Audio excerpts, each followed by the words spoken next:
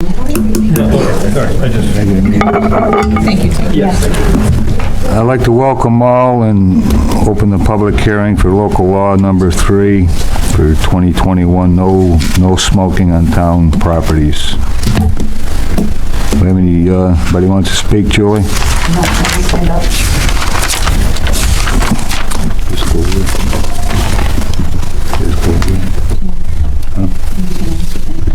Does anybody want to speak? You want to speak, Kirk? No, sir. Because I know we like to smoke, but get a motion to close the public hearing on the no smoking. Actually, I did have a question. I thought when we initially discussed this, we were going to have a designated area on town properties, so those who do smoke can have an area to smoke. We are. Yeah, it's true, we did discuss that, and in the regular meeting before passage, I was going to recommend that we amend the draft. Okay. To give the town board the flexibility to designate a smoking area for employees. Okay, yeah, because the way it's written, it says there's not to be any. Okay. Somebody want to make a motion to close the public hearing? So moved. Second? Second. All in favor? Aye. Carried. Let's open the public hearing for the 2022 primary budget. Did anybody signed up to speak? Would anybody like to speak?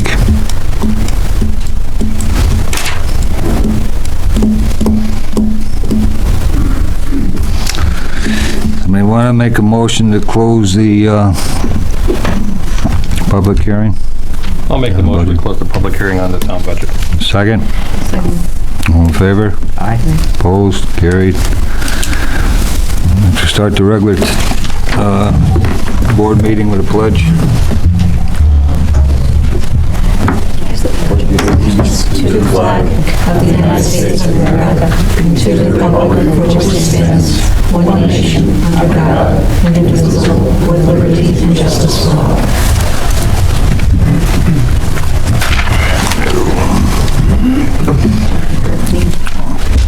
The roll call been taken. Supervisor Lant. Here. Deputy Supervisor McCackern is excused. Councilman Bogardus. Here. Councilwoman Pelican. Here. Councilman O'Connor. Here. No set.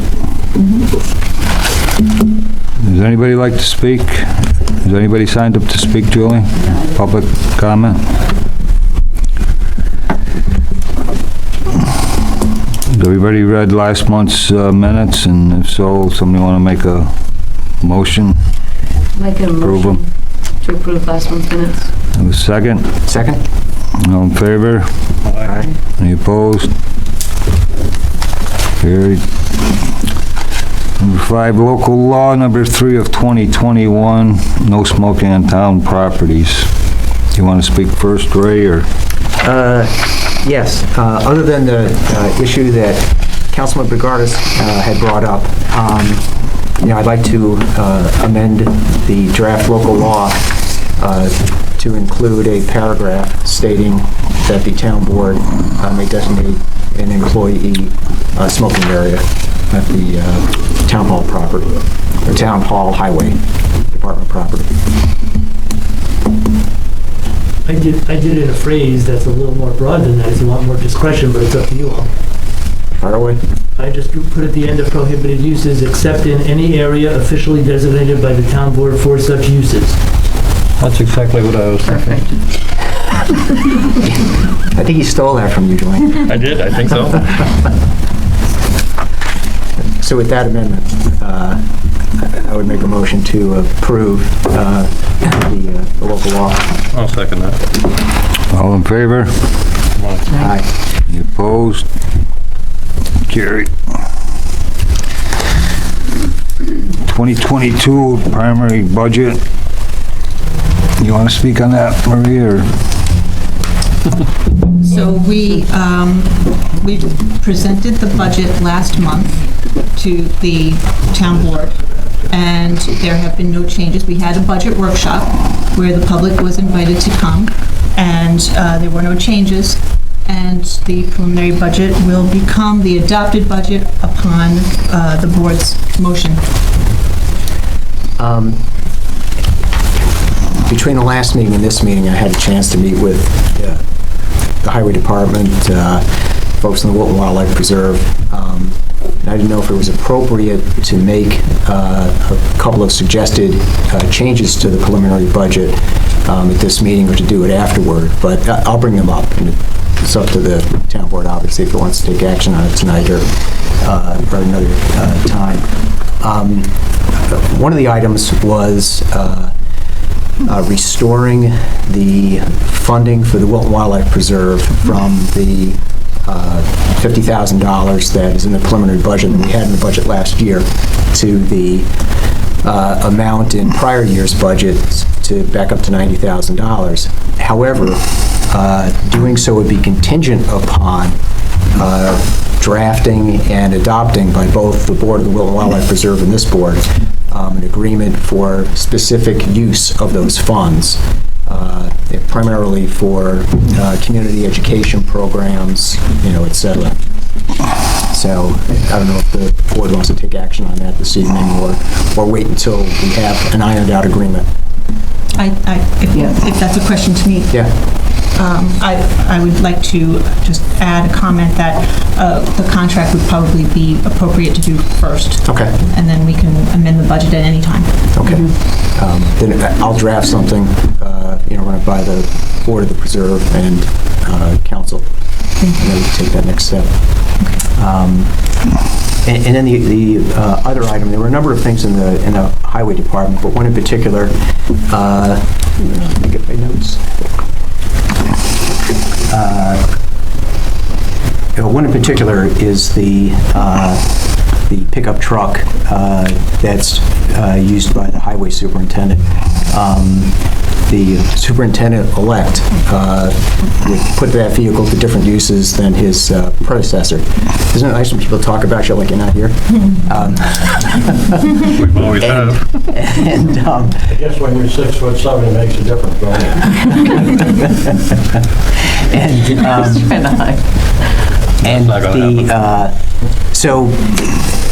So what I was going to suggest is that there be a new pickup truck added for the highway superintendent-elect's use in 2022, and that the existing vehicle be traded. We looked at some numbers. The net effect is about $45,000, in the budget. And again, I don't know if the board wants to take that up at this point or hold that for consideration for the next meeting. Was that item number 2 in our meeting with Highway? The building department, I think, is going to need a truck, so that's what we thought we'd do with that truck.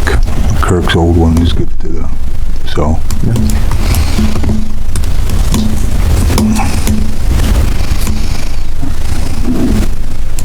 Can things be changed before next month? Absolutely, they can be. All right. Well, then, I'll make a motion to approve the budget with that change for the vehicle I had mentioned, and either using the vehicle for another department, or if not needed by the other department, then it could be sold or traded in exchange for the vehicle. You have a second?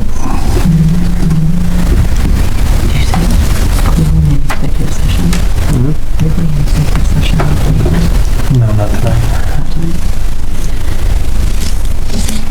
Yeah, I do have some concerns, but I spoke with council and everything, and those are concerns that we can address, not within a town board meeting, as far as different things that I can talk to Marie about and pursue at a later meeting. We have a motion. Do we have a second? I'll second it. All in favor? Aye. Aye. Opposed? Carried. Mark Mosier's resigned from Wilton Water and Sewer. Somebody want to make a motion to accept his resignation? I'll make a motion to accept his resignation. Have a second? Second? All in favor? Aye. Any opposed? Carried. David Eustis would like to be appointed to Wilton Water and Sewer. Make a From motion. 10/11/2021 to 12/31/2024. You want to make the motion, Aaron? Yes. Is he taking Mark's spot then? Yes. Okay. Yes, I'm sorry. Yeah. I will second that. No in favor? Aye. Any opposed? Carried. Ballard Road, PUDD. Would you like to speak? Jason Dell with Lansing Engineering. The applicant is running a little bit late. I would like to ask if we would be pushed to the end of the agenda. Of course. Thank you. Lincoln Mountain Snowmobile Club. Would like to speak, Morgan? Yes, sir. Would you guys like me to present or just speak about what we'd like? Runner to me. Everybody read what he sent us already? Yeah, can you just catch us up to speed? I know there's been a couple revisions as to, I don't know that we need the screen. You've sent us the maps and all that kind of stuff, but you let us know like kind of what's changed. It's been about, what, 10 months? It's been about, yeah. About 10 Ish? months. Yeah, 10 months. So Morgan Hamilton, I'm an officer with the Lincoln Mountain Gansford Snowmobile Club.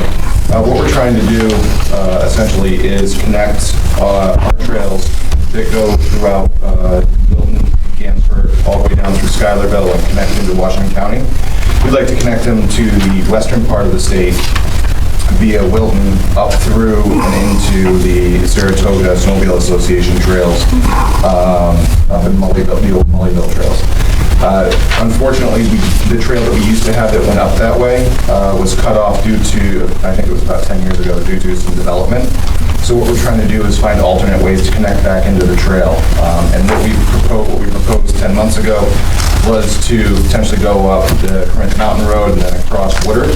However, in just looking at the logistics of that and the safety, going up that road in the wintertime with people coming down it would be very difficult, and going down through any of the banks would be very difficult. So we went and walked it this fall, and what we found was probably the best way to go would be to go from the corner of Ernst Road up the power lines to before where I think it's Mr. Quinn's new driveway is, that goes across the power lines onto Ernst Road, across Mr. Bowman's land, which there might actually be an issue with because I think he's selling it, but we'd still be able to get out to Ernst Road at some point, go up across the bridge at the Little Snook Hill and get back onto the power lines, and then go all the way up across Parkhurst and up to Woodard, and then we would go on the edge of the road at Woodard until we got across from Mr. Lamb's property. And then we'd be able to get back into our old trails. What's the distance that you're trying to kind of re-circumvent? Probably about total distance, 3 miles. However, the actual road crossings, et cetera, would be under a mile from what we've calculated.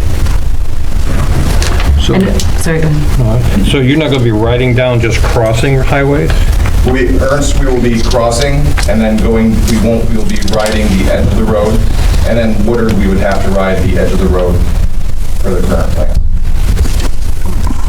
I know we talked in one of those meetings, granted it was via Zoom, and I noticed that you had that lovely map on the back of property owners that may or may not be impacted with the snowmobiles. Have we figured out a way to reach out to those homeowners?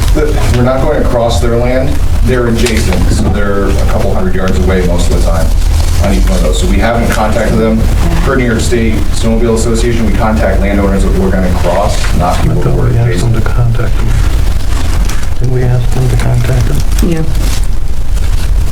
My concern is just that people who have lived in, these quieter areas now in the wintertime when all kind of noise barriers are down, obviously leaves and stuff and snowmobile sound travels, they may just be a little disturbed, at times, depending on how many people and how often. How many people and the frequency do you? It's very infrequent. If you go out on the trails, this would be a connector trail. It would be part of our major C8A, but the amount of people that we have on our trails, and just give you a point of reference, we were open for 1 week last year at Lincoln Mountain. So the frequency of people coming across, if we had good snow, could be anywhere 15 to 20 snowmobiles a day, potentially. On the weekends, maybe more, but usually during the day. Is there an hour of access? Do the trails close at a certain hour? No, there is per New York State Snowmobile Association, there is a sound and speed consideration. I think it's in the handbook that I had there that talks about after midnight, you're supposed to go at a minimum speed in any kind of residential area. Is the only action that you're looking for from the town board is the permission to go along town roads, and is everything else basically out of our hands? I'm not really sure. I think that would be up to council, but I believe that a lot of times this is up to the highway department. Are you in favor of this, Kirk? Pardon me? You in favor of them? Absolutely. I did these trails. You in favor of them, Mike? Yeah, my understanding is, Mark can correct me, if they're an accredited club and they receive state funding and they're trying to go from point A to point B of their trail, they do have the right to ride on our road if the highway superintendent agrees to it and the town board passes a resolution. We will post it for snowmobile traffic. Snowmobiles are insured, they do pay registration. Other towns work with the clubs that are allowed to ride on the road. I believe we're talking a short distance on Ernst Road, crossing Parkhurst Road, and a short distance on Woodard Road. Are you going to have to plow or do anything different in order for the machines to ride? Nothing different? Do now. The only thing I can interject is we do have to sign it, board has to know that.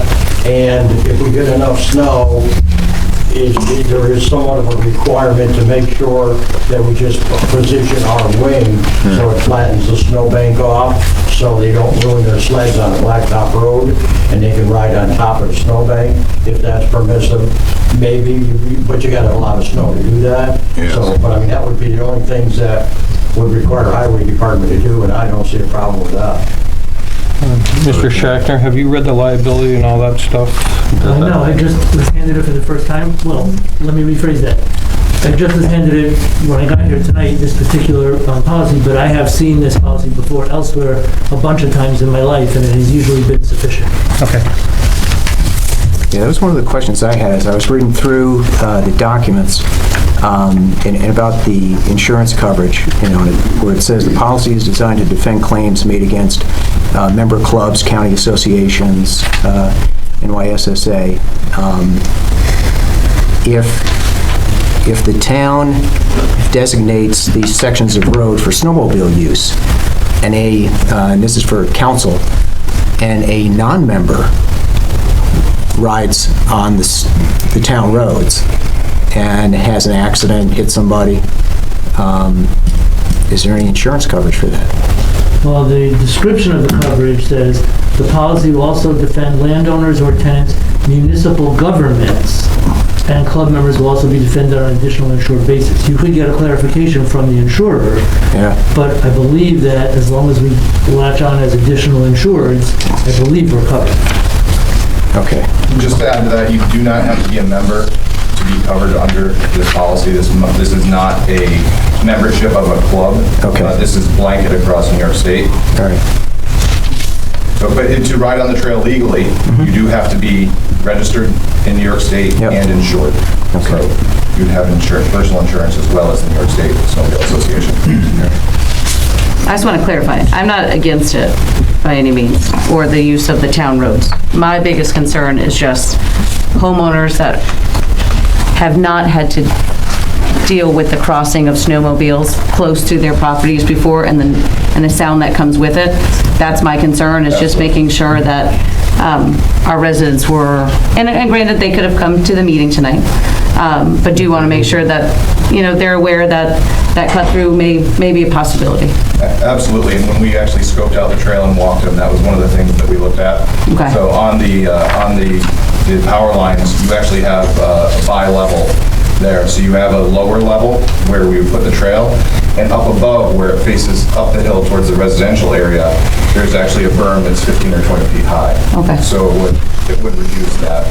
Now we do go past a couple of houses, but for the most part, it's 100 yards or so away from the house until we get until we cross Parkhurst, and when we go down Woodard, obviously there are all the houses on Woodard. how many homes are on Woodard that, 3 or 4. Yeah, I think 3 or 4 right now. That's all. It's very desolate on that road.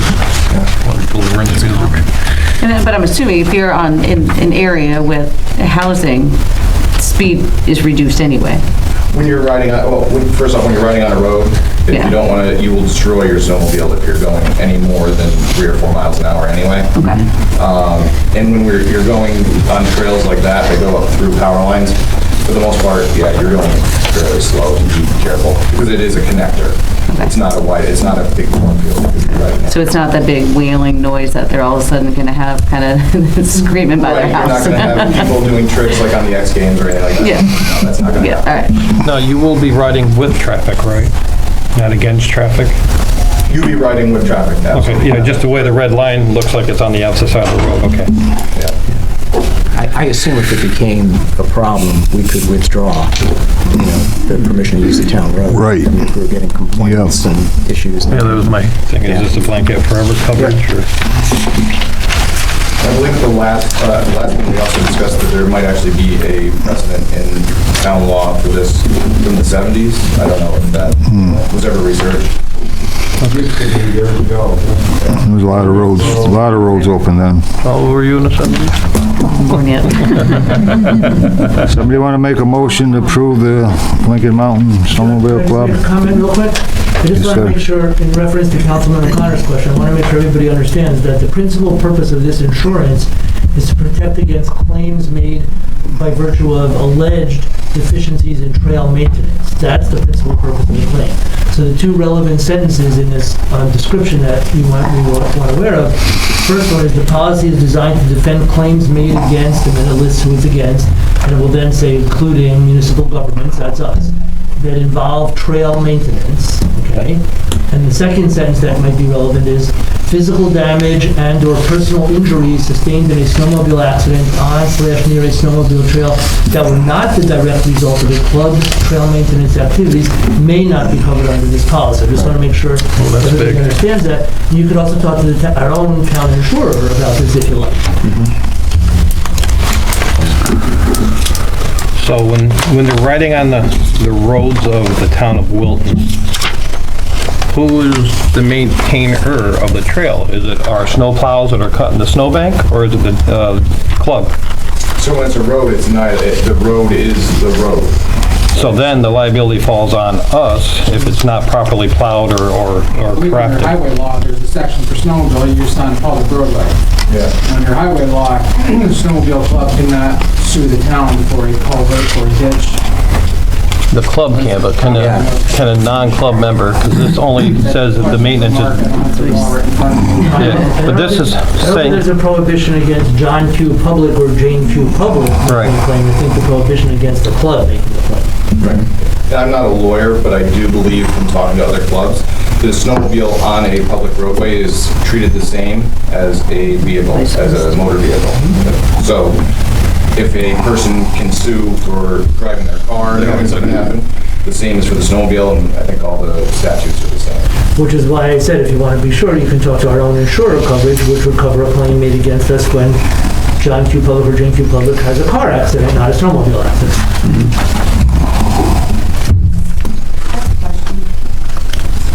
You said you're coming off Earth going to Park first, Yes. and you're not coming out to Print Mountain Road. Are you gonna cut up the pole lines there? The pole lines. Okay, but there's a big bank there, because you guys probably go up there. Yes, Now, who maintains the pole line for? We would.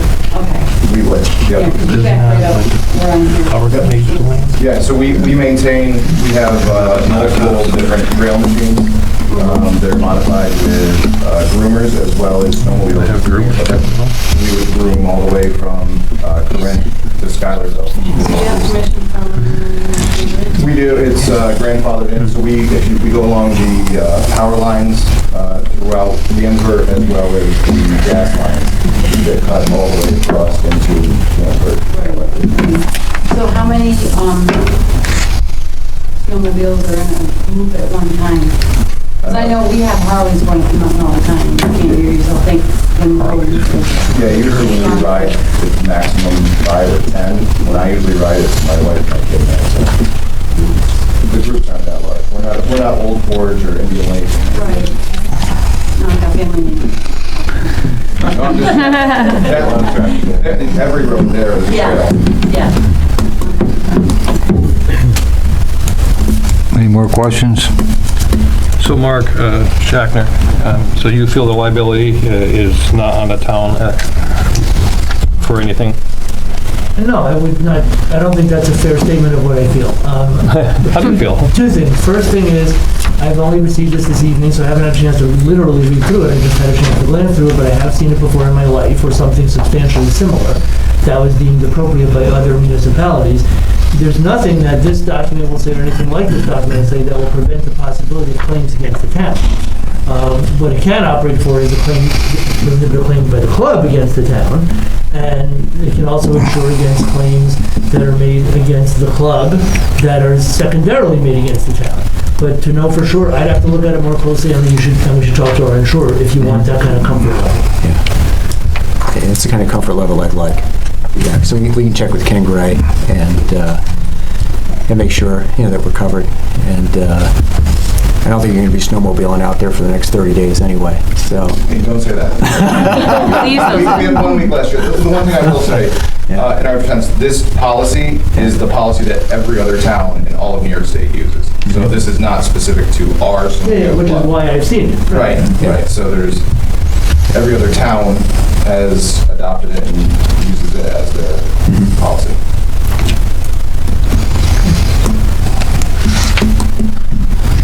What do you want to do?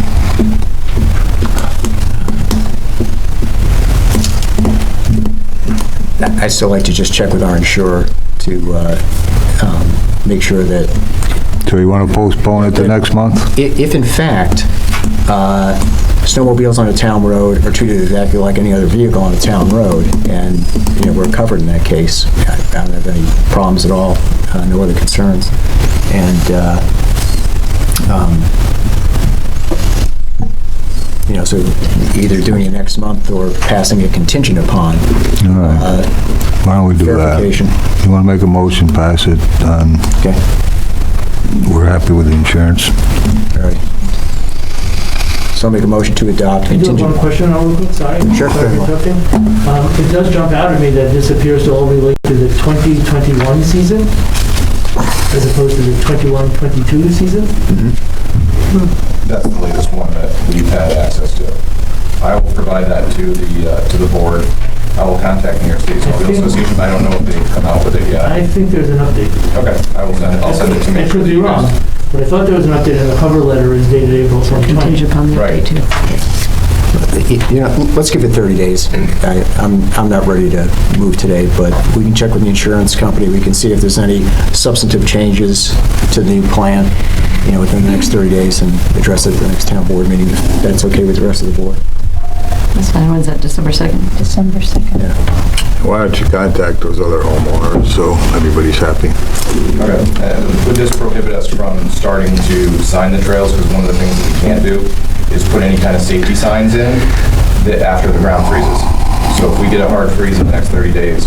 But to be honest with you, I would support you doing the signage. I don't see, on barring some weird lawyer interpretation, We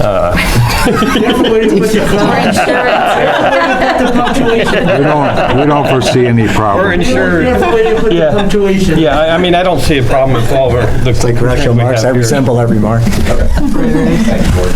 Yep, Thank you. Thank you. I got to sing you, Mark. The road dedication, Colleen Court. Do you want to make a motion? Kirk and Mike, we're all good with Colleen Court? All set. Okay. I'll make that motion to adopt Colleen Court. I'll second. All in favor? Aye. Opposed? Carried. Health insurance benefits. You want to talk about them, Sue? Sure. Our health insurance benefit year starts December 1st of every year. These were part of our organizational resolutions, and now we just we approve them now. So December 1st, everyone has health insurance. And the HRA. Somebody want to make a motion? So can we make the motion to approve items 12 and 13 at the same time? Sure. I'll make that motion. Second? For 12 and 13? Yes, sir. All in favor? Aye. You opposed? Carried. You want to speak now?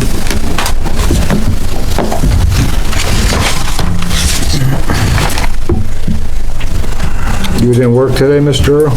I didn't see your vest on.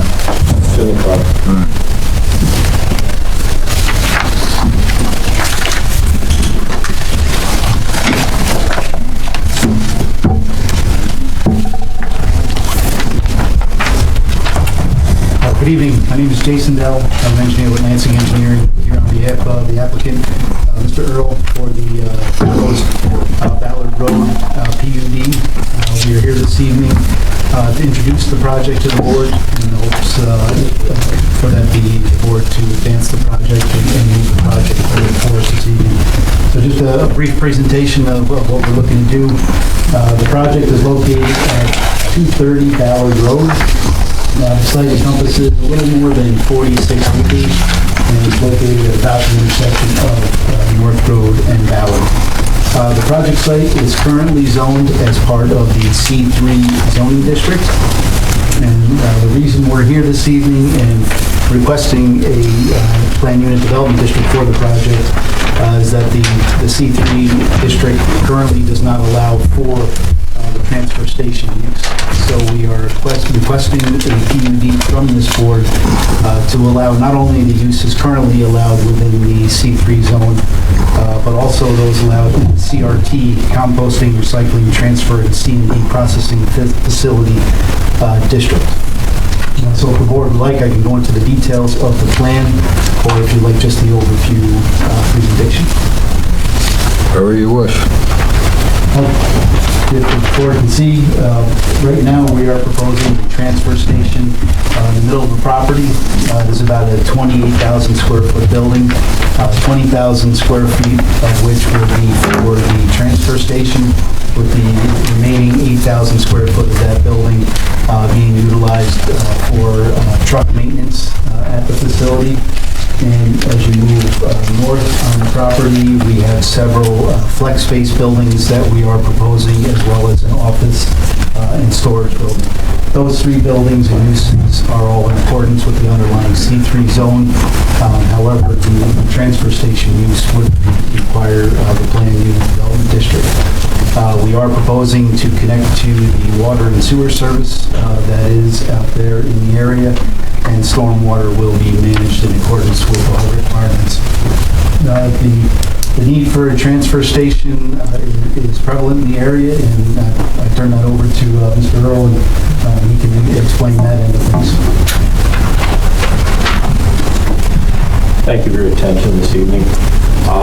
The transfer station is an integral part of our solid waste component in the area. We collect recyclables door to door, just about all the homes now in northern Saratoga County. The increased prices of diesel fuel up $1 in the last year alone. To provide cost-effective service, we need to offload the truck into a much larger vehicle, tractor trailers, and remove the tractor trailer. The site lends itself to being easy access on and off 87. That would allow us to either move north to the waste energy facility when they can accept material, or western part of New York where the disposal. New York State is under a huge crunch right now for disposal capacity. Therefore, it's causing the trucks to go even farther. The local landfills, the city of Albany is closing, and it dumps another 400 tons a day into the southern market, pushing us out even farther. It's not probably uncommon to see tipping fees move towards $200 a ton in the future. We don't have some type of control over the ability to move the waste long distances. The recyclables component, we completed recently a $23 million 21st century recycle plant in the town of Half Moon. Again, consolidating the recyclables collected in the northern part of the county to locate them down, and it alleviates the traffic in 9 and 146 and exit 9 here as well, limiting the volume of trucks that are traveling long distances to offload the recycling. The other thing that's at a premium now is labor. In this day and age, finding a CDL driver, I guess I could stop there, but typically it was with a clean license and drug-free and accident-free. And that was, now it's just finding them. So therefore, by offloading or tipping the first load and eliminating an hour and 45-minute round trip allows us to collect more in that day with a single truck, thereby holding our costs down as well. Better utilization of the equipment and not driving up and down the Northway moving the material. The composting segment would allow us to continue to collect and facilitate the collection of leaves in the town of Wilton and transfer those leaves to our composting site in Half Moon, thereby again eliminating the number of trucks. We're, this time of year, on a Tuesday, we're 11 to 14 loads of leaves just in this region, moving the trucks up and down the Northway back and forth to Half Moon. We run a very completely clean, neat 21st century operation. Anyone and everyone's welcome to tour any of our facilities. We built a similar transfer station on exit 10, Cable Road in Half Moon, about $8 million site. You wouldn't even know it was a transfer station. No smell, no problems, no traffic. We built berms. We're known for building dirt berms, fencing, and trees. A lot of landscape, mow our lawns 2-3 times a week. Irrigation systems, we're actually very good neighbors. So we know it has to be handled. No one wants to deal with garbage, but it needs to move. If it doesn't move, it creates a problem. You see that on TV in New York City right now. It's not moving. So we don't want to get to that point here where we don't have enough drivers and we're willing to spend the money to put a very nice facility there. It is part of our future. Thank you. Any questions on the board? Oh, yeah, I do. I appreciate and understand the need for a facility like this. I'm not gonna lie, I'm not enthused about this spot in particular. I was reading through the environmental assessment form and I just have quite a few questions. So maybe if I'm wrong, you can correct me on them as we move forward, kind of looking at this. Can you show me where the east side of this project is and where the west side is on the map? It probably would be more oriented better. North is straight up and down, east, west, and south. Right.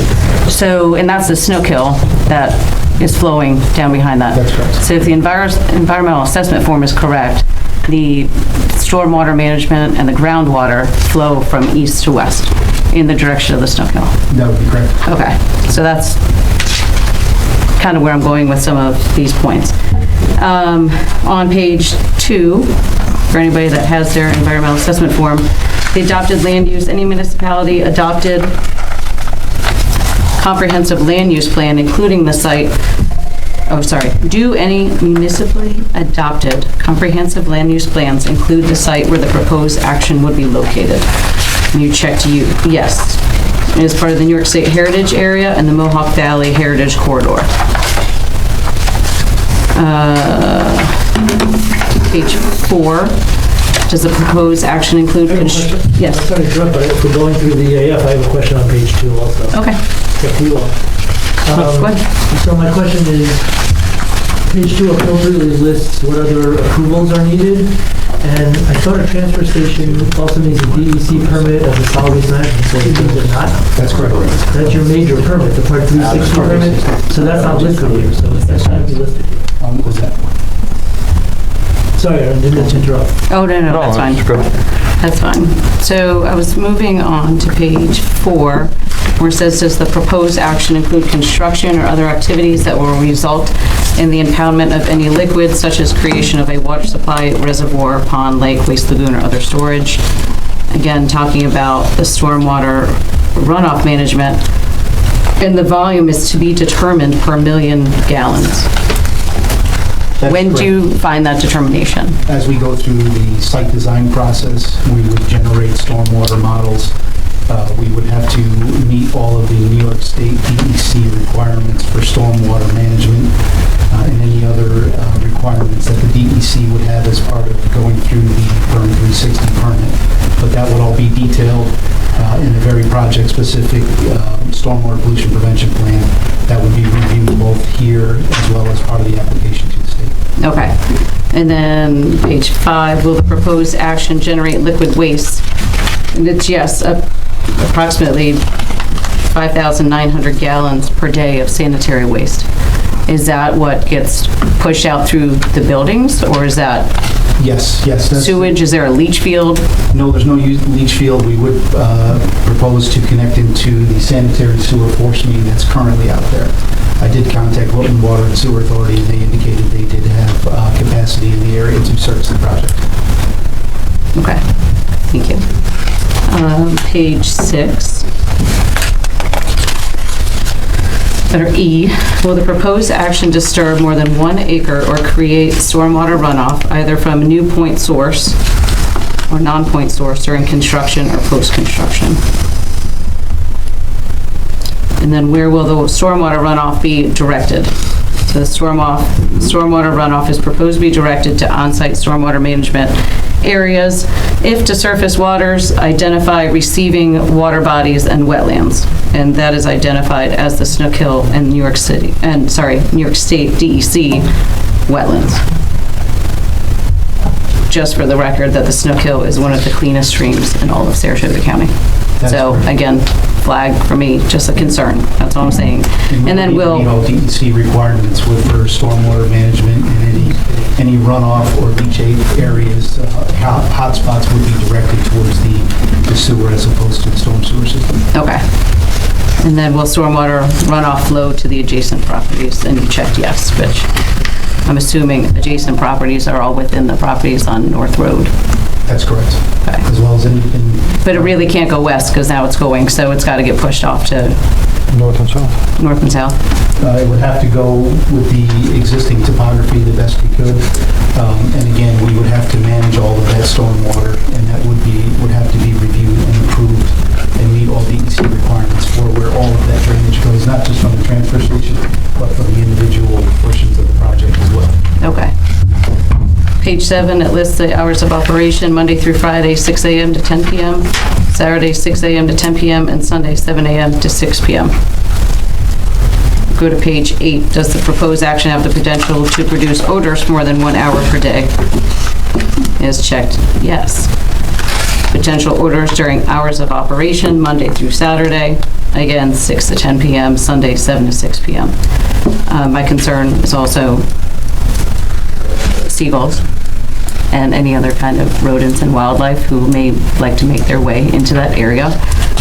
Considering it's exit 16, we have Stewart's, the Target, Glens Falls Hospital, Ballard Elementary, the firehouse, not to mention residents and town hall within a short distance of the site. Will the proposed action use pesticides during construction or operation? And it's during operation, routine turf treatment pesticides be applied. Again, concerned about that groundwater and heading toward the Snook Hill. Next question is still down on page 8. Describe any solid waste to be generated during construction or operation of the facility. Construction, it's 2 tons a week. Operation, it says see page 9 for tons per week. Only when I go to page 9, it says to be determined. Do we have an idea of how many tons of material are going to go through that facility? The question was, does the facility generate, not does the facility handle and manage? You asked, does it generate during construction, which is 2 tons per day of roofing timbers or whatever it takes to build a facility, generate the waste paper basket in each bathroom and a lunchroom. That would be the generation. This is a solid waste management facility permitted by the state of New York. It receives material in and it takes the material out. There's no storage. It's in and out. Sure. So, and it goes to smell as well. Right, the question is actually addressed at the top of the next page. If you're a solid waste management facility, the question S as in Sam. At the top of the next page is where you discuss what your capacity is for exactly. The anticipated rate of disposal and processing. Transferring. Will only allow, but based on the site of the facility, an amount of material generated should there be a terrible accident on the Northway and it couldn't move that day, that hour, that afternoon, maximum what that building could comfortably accept would be it, and then it would be shut down until it emptied. Sure. That's a worst case. We've never had, knock on wood, 42 years ever had. But the anticipated rate of disposal and processing, how much are we looking to move in and out of that facility a day? 300 to 400, 300 of MSW, C&D, and 100 of recycling. That's Tons. Tons a day? Tons per day. That's Tons a 400 day. tons per day, correct. So again, the environmental assessment form, we will have those numbers. Yeah. So now on page 11, surface water features. Any portion of the project site contain wetlands or other bodies. Obviously, we've established that the Snook Hill and that there's federal waters. My biggest catch-up is letter L. Is the project site located over or immediately adjoining a primary, principal, or sole source aquifer? And that is a yes. It is located over the top of a principal aquifer. Okay. What is the depth of the water? Flag.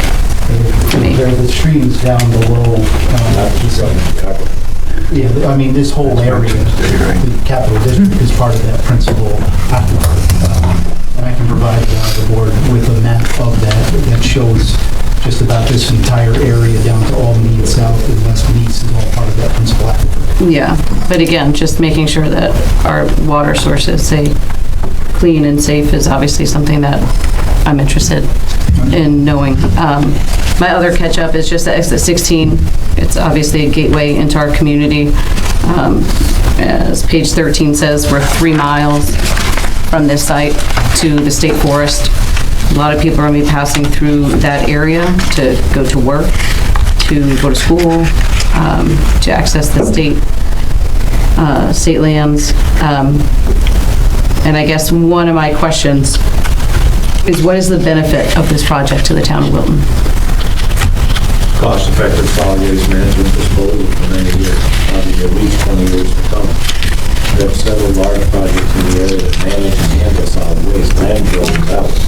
There are no new landfills. Nothing on the drawing board. There's nowhere for this stuff to go.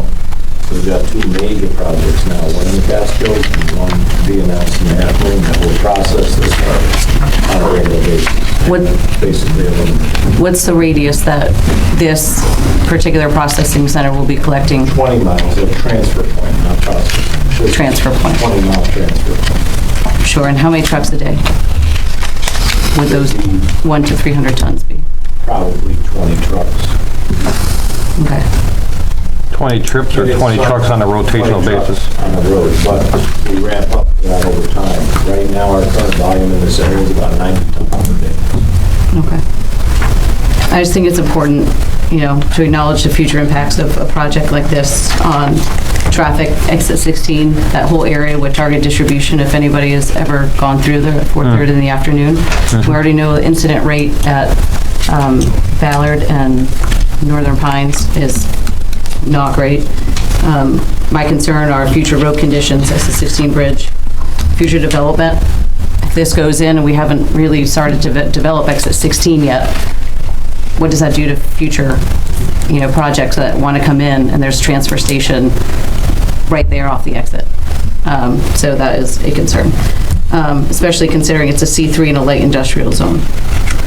And that we need to consider the impact of a project like this at this location. Again, I understand the need for it. My concern is this particular just location, and that this location would bear on our residents and onto our environment. As part of the visual end of things, if I can just address that, I would encourage, as Mr. Earl indicated, the facility that they just constructed down in Half Moon. It is a very nice facility, and there is a very large berm up front that's landscaped, and the same thing would be proposed here that tucks the facility nicely behind a very, very nice landscape berm. So I would encourage you to take a look at Mr. Earl's other facility. Okay. Not recently constructed, 14 months. 14 months, and that facility is larger than this proposed. That facility handles up to 900 tons per day. Okay, so it's about a third of the size? It's beautiful, and it's on my phone. 24-hour camera access to everything. We take care of our own fire protection. We've got a system called Fire Rover, monitored nationally.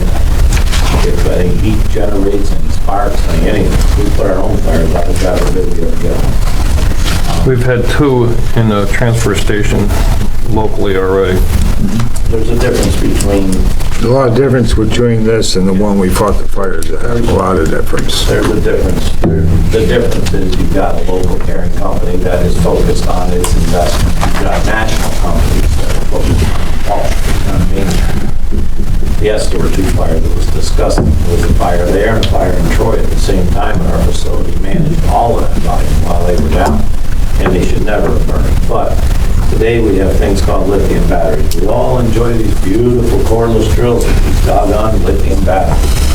Run one over, let it crack, it explodes, and it burns down transfer stations, recycling plants, all over the country. So what's to stop a lithium battery getting into this facility? Nothing. Fire rover. Fire rover detects a heat sense, a movement. It enacts a fire suppressing foam, notifies the authorities. My phone, we had 9 fires at recycling plants in January. Potential fire. Not one emergency service response. Not a burn mark, not a scorch. One bale of cardboard got a burn mark on the outside. But the system is amazing, and it's what we need. I mean, I've been down to his plant. You should go there. Yeah. It's really impressive. It's really impressive. I will. I'd be happy to. We had one emergency service call on 12 Tabor Road, and they sent 9 police cars over there, guns drawn. What's wrong? They thought they were Hell's Angels on motorcycles. I heard that call. It was 2 kids on a Vespa, and their grandmother allowed them to go over because they said it's such a beautiful place. The kids can ride through the lot in the Vespa. They opened our gates, got inside, and rode all around. Meanwhile, we got City Mechanical Police, Cerro County Sheriff, New York State. I heard the call. I was in Florida watching my camera. This guy's got a shotgun. Oh my God. So apparently it appeared to the kids to go there and play it. So we had a sign. It's not a thing. I don't think you mentioned what the name of the company is. Twin Bridges Waste Service. Is Twin Bridges relatively new? Twin Bridges is July of 19. I bought the company. It existed 2 years before that. Okay. I'm the former owner of County Waste. I was the founder in 1989. Where does County Waste bring their stuff? From the northern end of the county? Colony landfill. They own the county landfill. Yeah. They operate the county landfill. Is County Waste now owned by a larger national company? Sure is. What would preclude Twin Bridges from... I think it would take a complete vote from the employees as we're heading into ESOP. So. All right. But it's already been done once by the ownership of County Waste, sold out to the big guys. So Twin Bridges theoretically could also be sold out to the big guys. By myself as the founder with a hedge fund associate. I own this company 100%. Aaron, did you have anything else? I think I spared everybody's time. Let's see. I have in addition to the issues that that Aaron had mentioned, and you had mentioned in your presentation, this area is not zoned, for a transfer station. And one of the other things in your application was you want to reserve 19 acres for some future use, which would include both the transfer station and all of the uses available in the CRT zone, which could be a lot of different uses for transferring, composting, doing a whole host of other things that are not within the confines of the building. Is that correct? But it also could be something very beautiful. Well, it could, so but why don't we limit it to something very beautiful? We digress. So there are these 19 acres that nobody knows, at this point, could be used for some other purpose. I share Aaron's concern about, we've got 2 major gateways to the town, exit 15, exit 16. And for decades, we worked on an economic development plan, a comprehensive plan, master plan, corridor study, all of which, would be in, contravention or contradiction of this type of use. So, and I happen to have chaired most of those committees. So, fairly committed to the long-term plans, that we have for the community. And in this particular use, in my opinion, doesn't fit. Let's see, what else did I have on my list?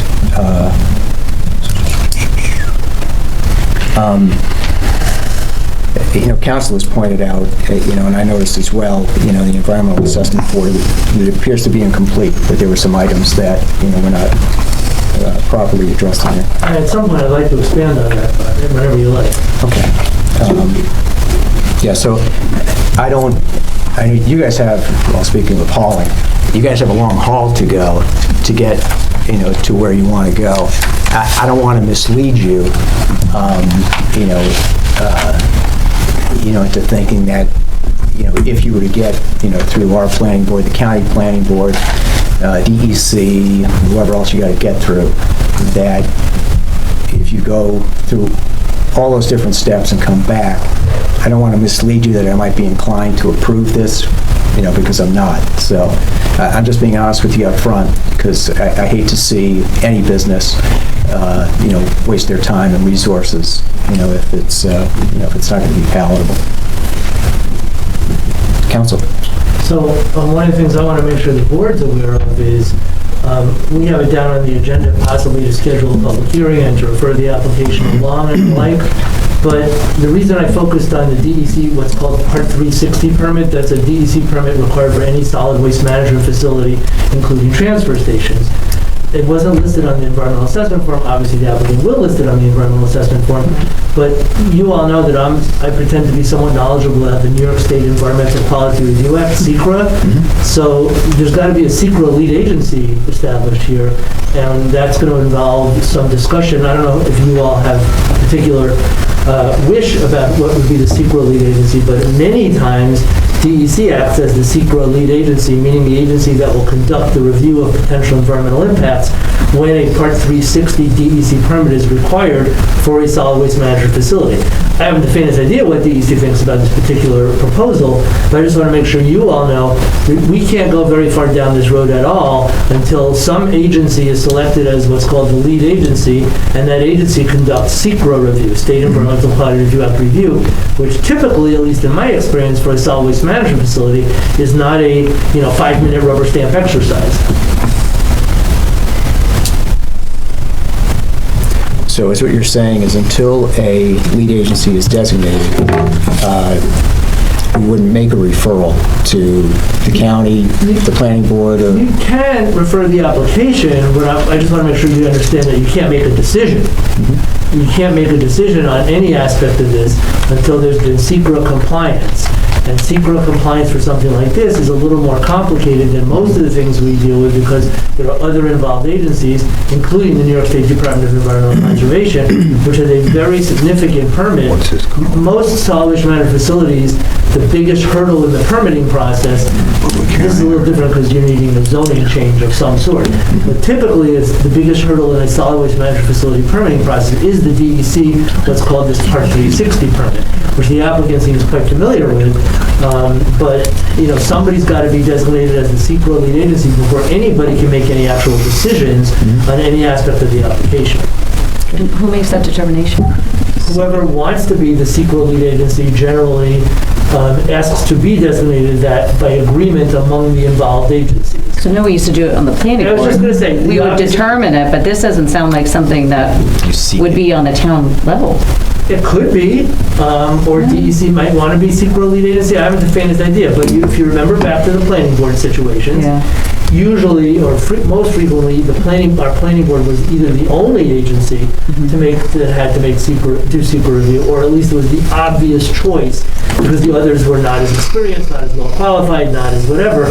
Here, the major other involved agency is not some small local, inexperienced entity. It's the New York State Department of Environmental Conservation, which conducts SECRA review of solid waste management facilities all the time as part of its business. That doesn't mean it should be the lead agency. I don't have a position as to who should be. It's not my call, so to speak. But the answer to your question, Aaron, is one of the agencies has to say, we want to be SECRA lead agency.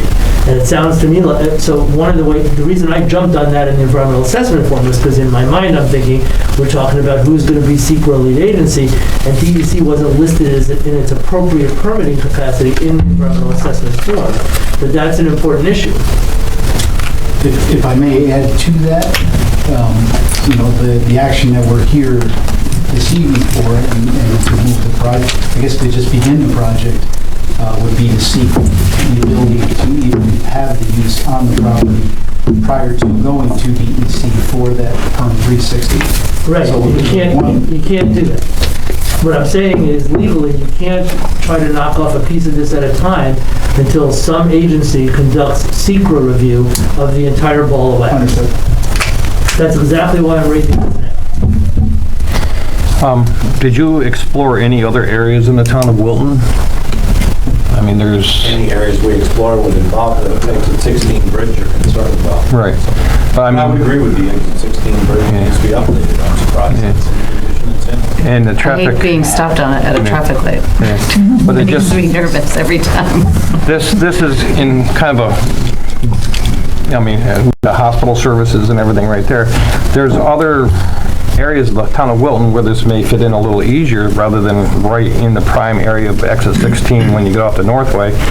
I personally would like to see you try to relocate it. I mean, cross exit 16 to the other side, there's a lot of industrial area and stuff like that where impact may not be as great. Again, we do have a distribution center there, but we also have a hospital setting, doctor's offices, schools in the area, and my biggest concern is the aquifer underneath and the stream that runs behind it. And my understanding is the land slopes down towards the stream. I mean, everything can be contained all at once, but all you need is that one little leak or one non-containment to get into the stream, and now we have a polluted stream. I mean, How did we handle that at Target? How was the effluent managed on Target? It's a huge site. yeah, that was done way before me, though. So I didn't have to vote on that one. This would be done, obviously, DEC is not a light agency. They're an extremely heavy agency burdened with many months, if not years, of approval process. Part of my point, I'm not trying to interrupt you, but yeah. They are so experienced, they know everything that there is to know about this. We've been through this exhaustive process many times, successfully. We err on the side of caution on everything. I would encourage you to see the facility.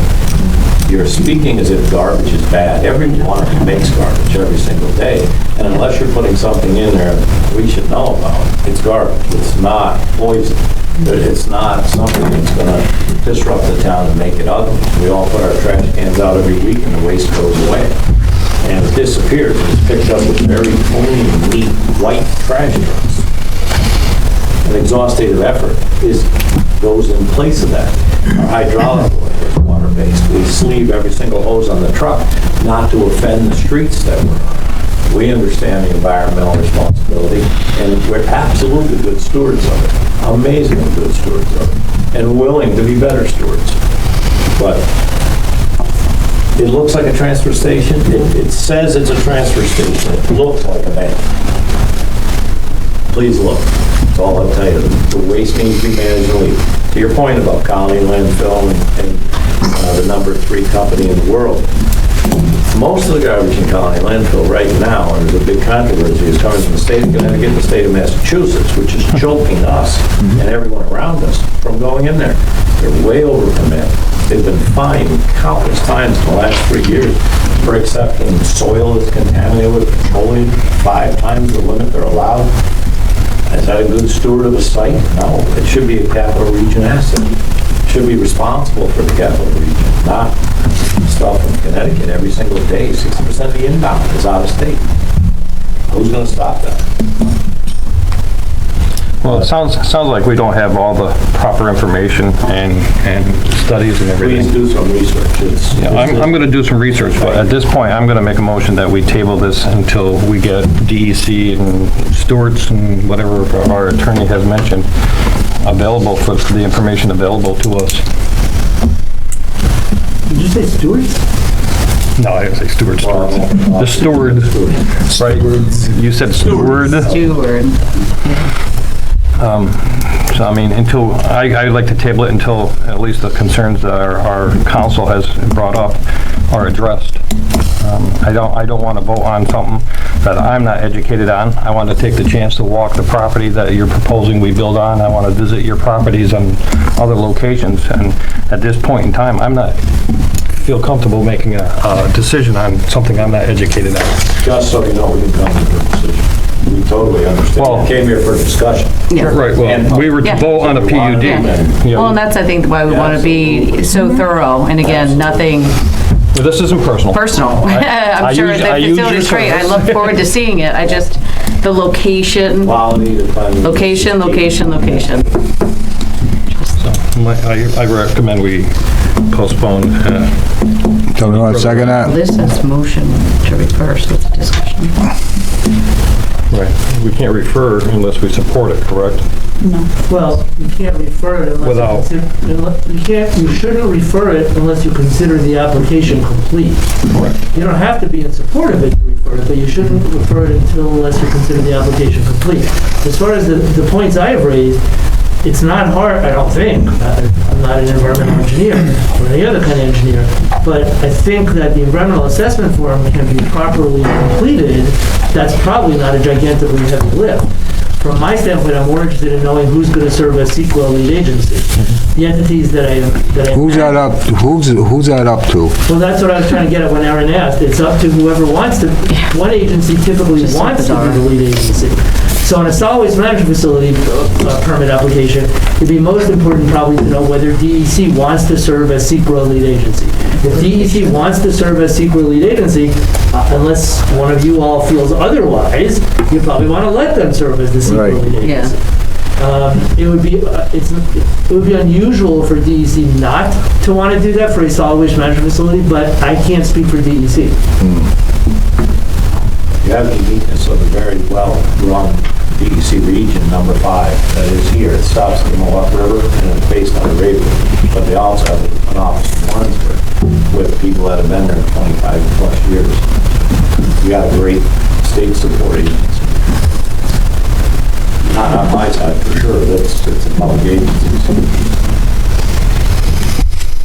So Sue would send out, the information in requesting to seek lead agency if this board was seeking it, or? Well, once it's corrected, then. Yeah. But you're suggesting the town board would want to be lead agency? No. So if you wanted to send it to DEC, but there's the other agencies involved as well.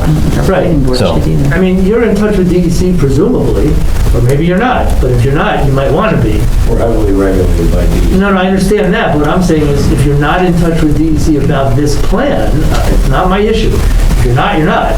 But you might want to think about doing it from the standpoint of the town. I think it's important to know whether DEC wants to serve as the CEQA lead agency, or if you don't yet have a Part 360 permit application, you can't do what you want to do without making a Part 360 permit application, obviously. So it'd be important, I think it'd be important to know whether the New York State Department of Environmental Conservation wants to serve as the CEQA lead agency for this project. And until we know that, I don't have a recommendation for CEQA review. What we've seen in the past, if I may speak, the town takes lead agency as it relates to stormwater management, runoff, CRIP, all the designations. The state overlays it with any environmental contributions or concerns.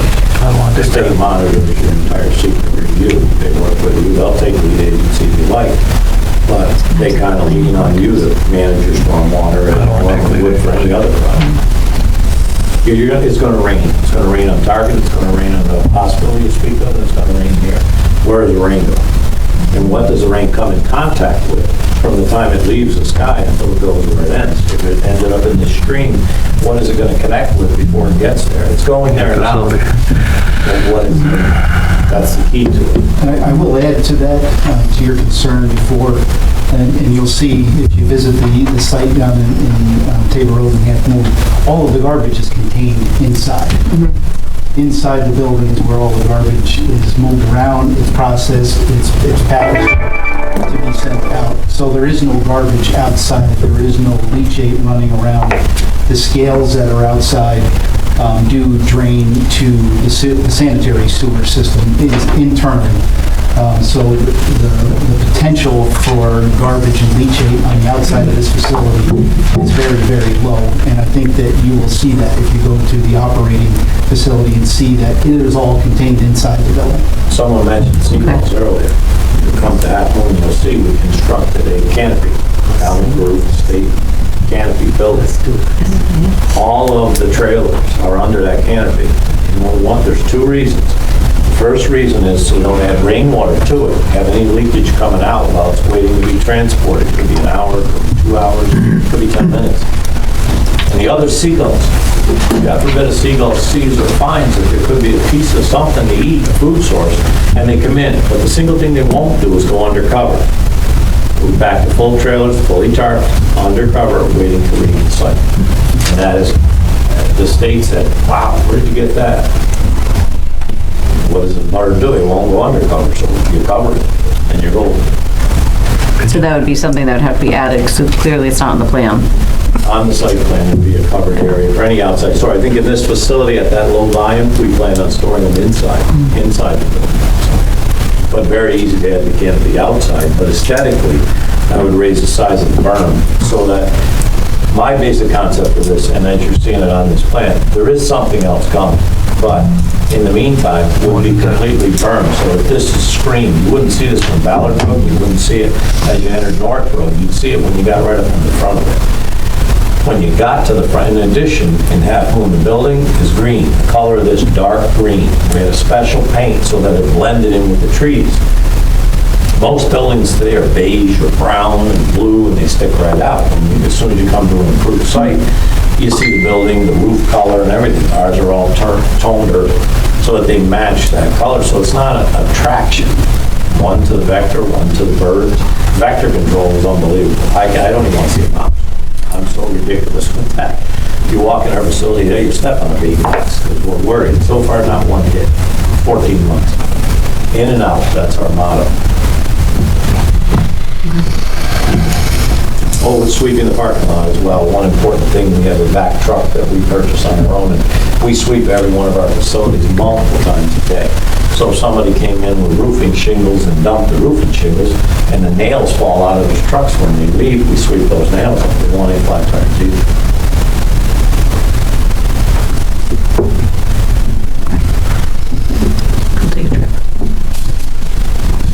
What's the best thing to do, Mark? Just table this 30 days? Yeah, I think get more information from the applicant, get a fully completed environmental assessment form, get some indication of what, if you're willing, of who you anticipate serving as CEQA lead agency. Will do. Fair enough. 100%. Thank you very much for your time. Thank you for coming.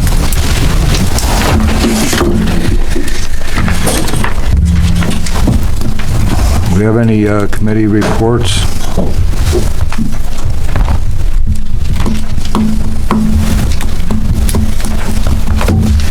No, I haven't heard back from Robin. I called and texted her You're aware of that problem? with the court being on Tuesday. Robin. I talked to Scott too. No, Robin.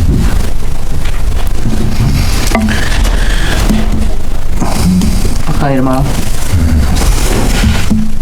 I've got two things. If the board's, we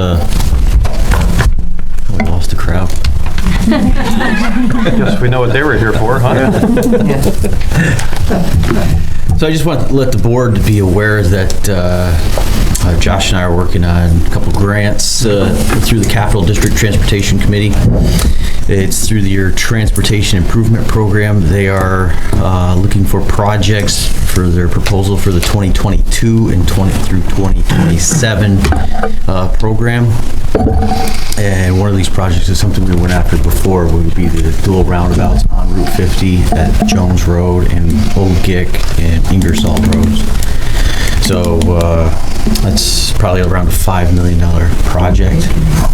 And also, the more recent project that we were looking at with Carr Road and Jones Road, those improvements there, that was through a different grant. So we're also going to take this project and apply it to this TIP grant as well.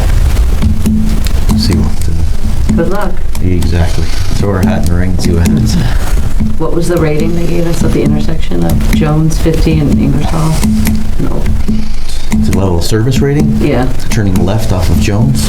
Remember when you applied for it, trying to get the roundabout? And out of 10, they rated it like a 0.4. Yes, because we Like don't have something a awful. significant, we don't have a lot of accidents, we don't have, a significant. Heard that someplace else? Yeah. So, it's tough to go after, there's a lot of competition for the funds. How many accidents do they need? Because we go there a lot. People take the left on Gig Road.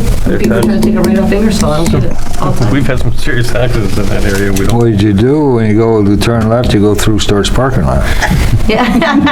Oh, yeah. No, I'm talking about taking a left off a Gig. If you're coming off No, I Ingersoll, mean, coming down you have the right-hand Jones, you turn. go For through some reason, Stort's, they always taking a take that left. left in front of you. Oh, yeah. No, taking a left on the 50. I don't even go that direction. Down and around another way. All right, as you all know, our sign's done at the Veterans, over at the cemetery. We'll be dedicating that on November 11th at 11 a.m. I'd like to see y'all be there and advise any veterans or the old timers in the town to be there. John, you said 11 a.m. I believe 11 a.m. Thank you. 11. You're pretty sharp, Raymond. Well, that was that next thing. McCacken, see what he's missing? That's the kind of math I learned after 35 years in banking business. Put your shoes back on. Did y'all know we've had a lot of problems with Verizon, and I've been calling for months, and I got the county, I was worried about somebody I wasn't worried about me calling my wife, but her calling me, but 911. I contacted the county, they put me in touch with a Jeff from Horizon. I've been talking to him, I got some calls last week, so I called him again, and I guess what's happening, they're updating the system, so as they're doing, there's parts are failing. I mentioned the other day, he's got 26 towers, they're putting new equipment on. When this happens, it affects everything. My brain ain't big enough to handle that Wi-Fi, Wi-4, and all this, so I just said, is things gonna get better? That's what he said by the first of the year, our system should be much, much, much better. Oh, and I have his phone number, and he even told me, if a resident has problems and concerns, you can give it to them. I haven't done that yet because no one's at Bud, so I gotta say the guy's pretty honest. Share it with us. I probably have a dozen people that I've heard from too that I'd be happy to pass them along. No, they're adding additional towers in the town, correct? Yes. Just one, but... Well, I know they're in conversation with at least one other location too. And then I think, actually there's a meeting on that. I'm not sure if you got... But Ryan explained to me about with the Wi-Fi, the towers are too far apart, so that's why they're putting all this additional equipment on to make it better. And like, it's a little too much for my little brain, but I'm old school.